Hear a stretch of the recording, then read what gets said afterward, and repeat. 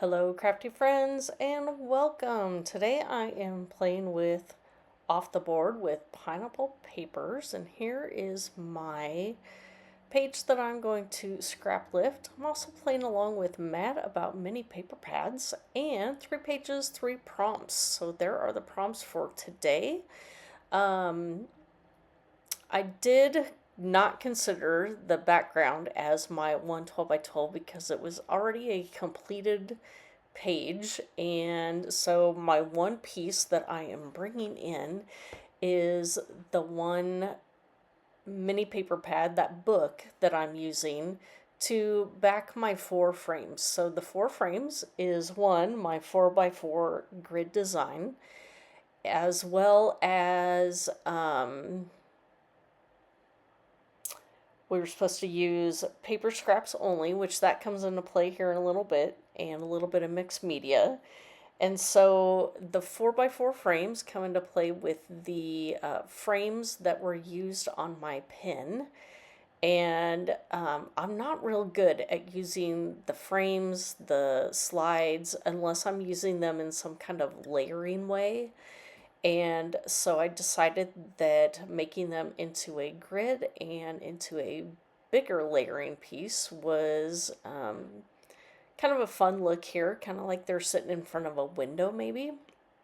So here's my mixed media, nothing too exciting. It's just a Heidi Swap silver tinsel color, and I am just using the nozzle to splatter on some on the background here. So I set that aside to dry here, clean up my mess a little bit. And so there is where the grid left off, and I believe that was where I also stopped for the night crafting and went to bed. So this is the next day, and so here I'm using some scrap paper to map my photo. And let's see, and then the red card up above, that was actually part of the mini paper pad when I put the album together in a class with Janine Meyerowitz from 49 and Market. And I actually ended up not using that.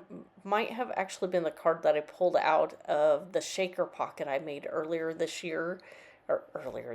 this month. Where I put the sequins in and sewed the pocket shut. And so that was a scrap I had left over to use on another page, and here is that other page. So used it as a photo mat, and now I'm going to go ahead and glue that onto my grid piece. And let's see. So I do come in with this laser cut tree. Well, I don't know if it was a laser cut or if that was a from the ephemera pack.